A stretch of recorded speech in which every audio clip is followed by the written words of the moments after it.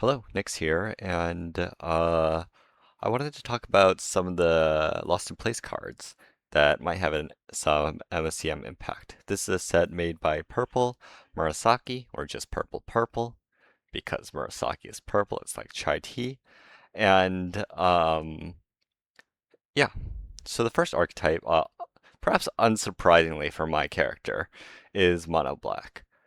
DS is the probably the most big hitting card here, being a 5 mana planeswalker that can contest Kajuari and Xanagan in having like extreme value if it comes down and hits the board and immediately can provide large amounts of card advantage in its +1 or targeted removal in its -2. One weakness of Kajuari is that it does not innately have any removal attached to it, so it can't be a tempo play the turn it comes down, while DS's -2 allows you to potentially remove large sections of your opponent's board. DS is noticeably weaker while ahead. It doesn't push your advantage as much, since its offensive tools and its -X is a little bit less consistent than its counterparts.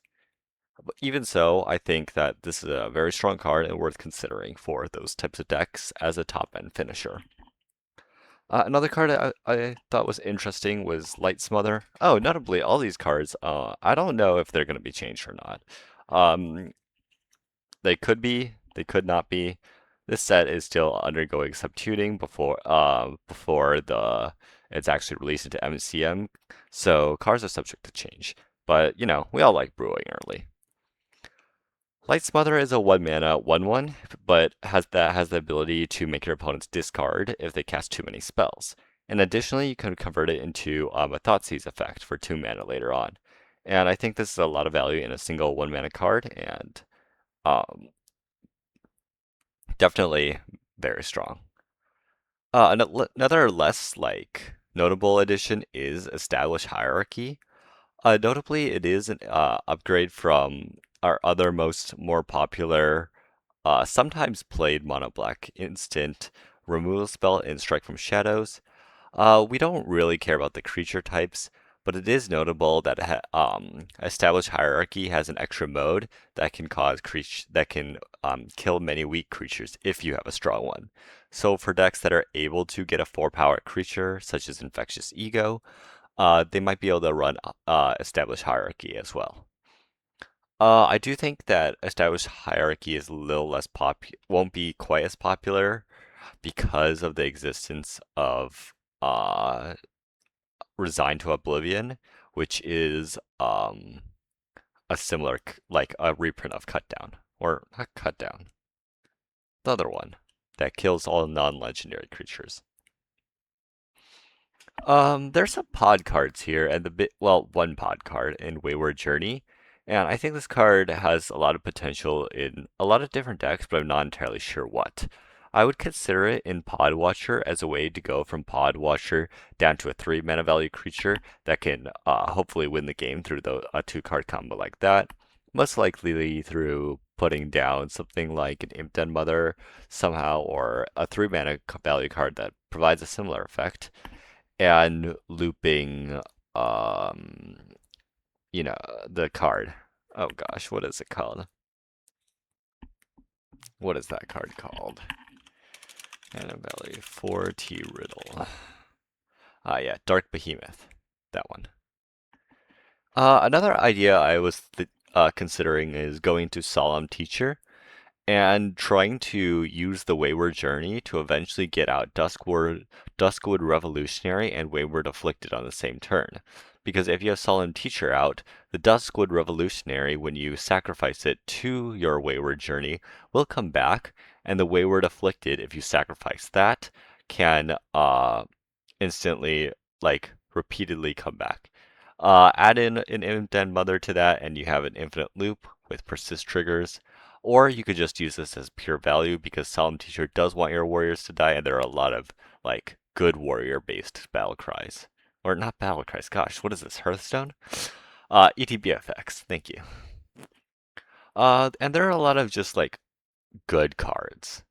Dark Forest Hunter is an interesting inclusion to Green Dex, it is innately mana value 1, but it has a pseudo Spellskite ability that encourages targeting it instead of your other creatures.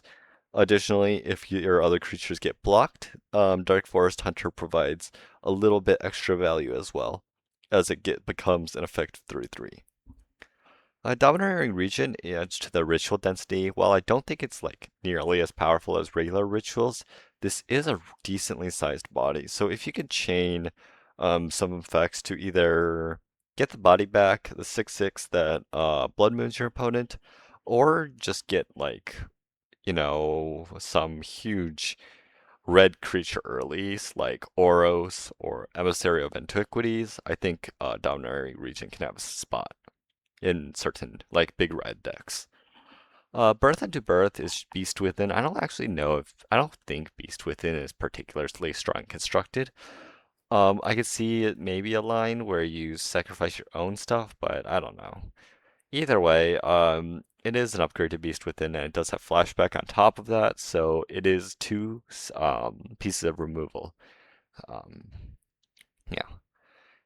So Absolve has never really been a strong card. It's like some weird tech sometimes. But Absolve for a Transgression does have a decently sized body, a 2/1 flyer attached to it, as well as offering decent alternate abilities, such as exiling a mana value 1 or 1 permanent, or just exiling a card from your opponent's hand, which is fairly on rate to begin with. And just having these unique modals sometimes allows it to this type of card to slip into a constructed deck. The Angel and Cleric typings are relevant as well, since there are Angel synergies and there are Cleric synergies. So, just good cards. It's really hard to argue with mana value 1, draw 2. Sure, you have to have 4 more card types in your graveyard, but 1 mana draw 2 is just 1 mana draw 2. It's really hard to argue with that. With Thought to Thought, um,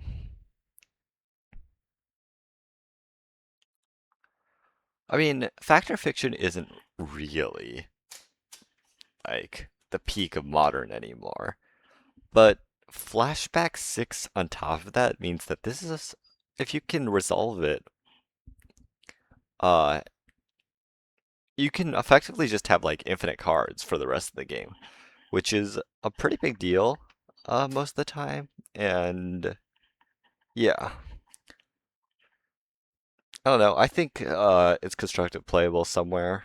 I'm not really sure which deck runs it, but being instant and have that flashback just provides so much value. I think maybe like blue-green ramp, something along those lines.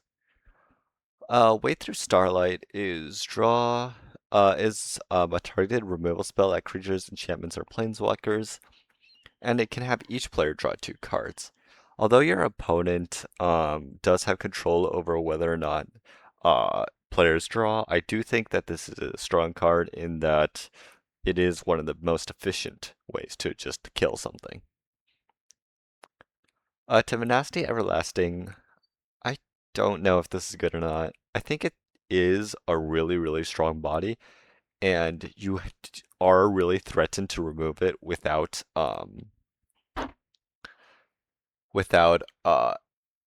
with exile, or else you do get the dies trigger, which means it just comes back. And a 7/7 flying vigilance lifelink is really hard to ignore. Like tenacity will just kill you, and yeah. Right, so weird combo lines I was thinking about that I'm not too sure if it'll actually go anywhere. So the Omen Path lands from Hunting Quiet Horizons. Um, I feel like it is potentially exploitable with a card like Solitary Thinker, in that you play Solitary Thinker and just play like 8 spells off the Secrets of Worship. That doesn't actually kill anyone, but maybe there's some line that can help to make this work somehow. And really abuse the fact that these lands can be lands while also helping you get the correct while also allowing you to get spellcast triggers. Death unto death. I mean, the main part I'm focusing on here is the fact that you can set your life total really low to play into a Herald of Oblivion or gain all the life back with a Guardian of Dusk, or just hit really hard with a Guardian of Dusk. Playing Herald on 2, Guardian, or Guardian on 2, well, you can't play Herald on 2, but you could play Guardian of 2 and then on the next turn, remove your blockers with Death unto Death, and then have Guardian of Dusk just be huge. Most likely like a 12/12 if you didn't gain life. And 12 damage is 12 damage, you know? So you could set your opponent to 8 and yourself to 10 if those are the first points of damage, and you'll have a 2/2 left, and you just killed your opponent's entire board. I don't think that's terrible. And the flashback side can be done again, so that you can do it again. Yeah, I think this has some grounds, maybe even with Inked Summoner. It's just that Death unto Death's life activation cost is a little inconsistent for effects like Inked Summoner, such that with Inked Summoner, you're not guaranteed to lose 5 life every single time. I'm not entirely sure the exact use case for this card, but I do think it is interesting. Finally, I think there are only like 2 big tech cards, but Grinding Stones is kind of eh. Not entirely sure the use case for it. I think Grinding Stones is okay. A passable graveyard hate card I would consider playing. But having to pay 1 to force your opponent to discard 2 cards is a really steep cost because it means you're going to have to hold up 1 mana. Scrutiny Everwashing is the bigger hitter though. A 4 mana 4/4 flying is decent stats, but it has 3 different abilities that can all individually shut down deck or do and potentially just win you the game. So I do think Scrutiny is really strong. Anyway, that's all from that. I will see y'all next time.